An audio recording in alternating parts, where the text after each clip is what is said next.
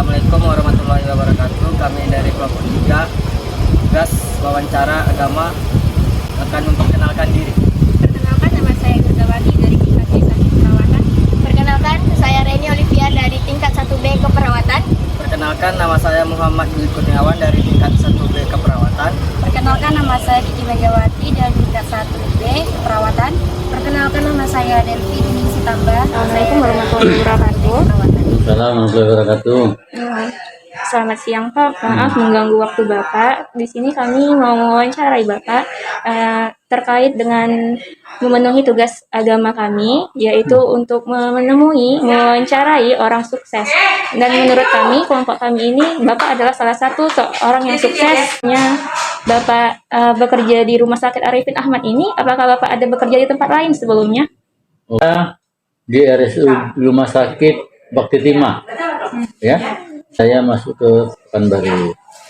Tanggal 28 Februari saya bekerja di Arifin Ahmad. Ya, beberapa tahun ya. 26 tahun saya di sini mengabdi. Ya, kemudian selain di Rumah Sakit Arifin Ahmad di Pekanbaru, saya tidak ada bekerja di rumah sakit yang lain karena memang sebagai ASN kita harus patuh dengan aturan. Tahu Pak, jabatan Bapak di sini sebagai apa? Atau keperawatan di Sentra. Jadi saya Dan selanjutnya bahkan saya persilakan teman saya Pak untuk bertanya dengan Bapak. ya, silakan.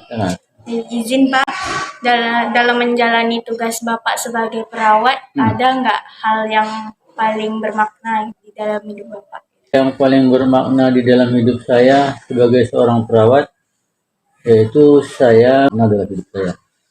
Bukan berarti yang pasien-pasien yang tidak bermakna, tapi yang saya rasakan saatnya saya mengabdikan diri saya kepada orang tua saya, ya, di samping mengabdikan diri kepada masyarakat. Itu. Motivasi Bapak untuk menjadi seorang perawat ini apa? Lalu kenapa Bapak lebih memilih menjadi seorang perawat? Kalau motivasi saya waktu saya jadi perawat ya, waktu masih sekolah perawat. Kalau waktu menjadi sekolah perawat itu motivasinya saya ingin mengabdikan diri saya dalam memberikan pelayanan kesehatan, ya, khususnya pelayanan kesehatan, ya. Jadi sebagai seorang perawat itulah motivasi awal. Kemana nanti ya kita itu berjalannya kan panjang, tapi awalnya kita ingin memberikan pelayanan atau membantu orang-orang yang sakit. Nah, itu motivasinya. Bagaimana saya mengaplikasinya ya itu tadi, bekerja dengan baik, ya, belajar dengan baik dan berusaha memberikan pelayanan kesehatan khususnya keperawatan dengan baik juga. Ya. Kalau boleh bertanya lagi Pak, perkenalkan Pak, sebelumnya nama saya Kiki Megawati. Kalau kami boleh tahu Pak,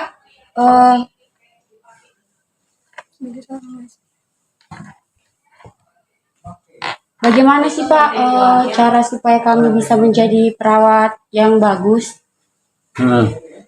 Oh gitu.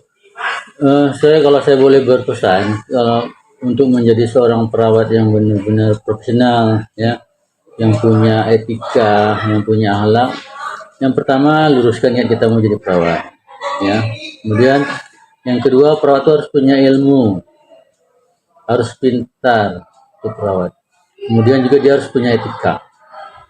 3 itu, ya, karena saat ini di dunia pelayanan apapun, ya, apalagi pelayanan kesehatan yang menyangkut nyawa orang kan juga orang, kita dituntut untuk pintar, kita tuntut untuk beretika itu banyak, bagaimana kita berkomunikasi, bagaimana kita bersikap, gestur kita, ya. Kemudian satu lagi tadi apa? Pintar, kemudian Luruskan niat sebagai luruskan kita dulu bahwa saya masuk sekolah perawat ini loh, yang lain-lainnya nantilah. Dan asal niatnya baik, rasa saya hal-hal yang baik juga akan kita dapatkan. Nah itu ini. Pak. Pertanyaan terakhir Pak.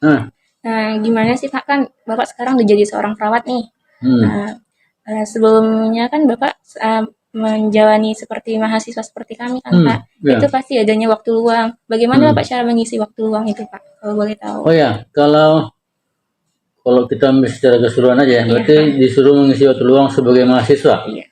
Oke, kalau waktu saya di SPK itu kan kegiatan asrama, kita tinggal di asrama. Tentunya kalau mengisi waktu luang di asrama, ya paling olahraga, ya kan, kegiatan-kegiatan seni di asrama itu.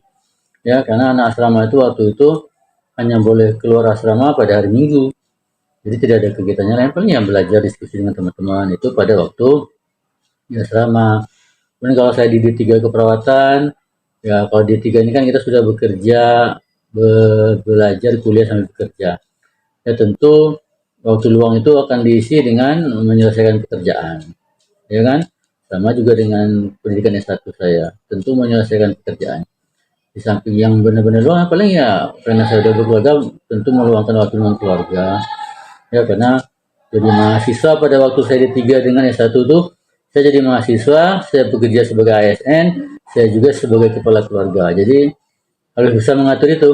Ya, kalau nggak bisa mengatur nanti nggak selesai yang kuliahnya, nggak selesai pekerjaannya. Jadi ya saya menempatkan, saya atur sedemikian rupa sehingga saya kuliah jalan, saya pergi sebagai kerja sebagai ASN jalan, saya juga sebagai kepala keluarga jalan. Sampai hari ini selesai semuanya. Nah, jadi semaksimal mungkin lah bagaimana kita memanfaatkan waktu. Kalau waktu luang ya paling saya kegiatan hobi saya olahraga. Ya, hobi saya itu main badminton. Nah, jadi kalau ada waktu luang misalnya ada teman-teman, jadwal saya main badminton tuh hari Rabu dengan Sabtu sore. Nah itu. Jadi yang lain-lainnya full kegiatan. Ya paling kalau nggak ada ya istirahat di rumah. Karena memanfaatkan waktu itu susah dan sangat penting. Nah, gitu. Ya. Mungkin itu aja.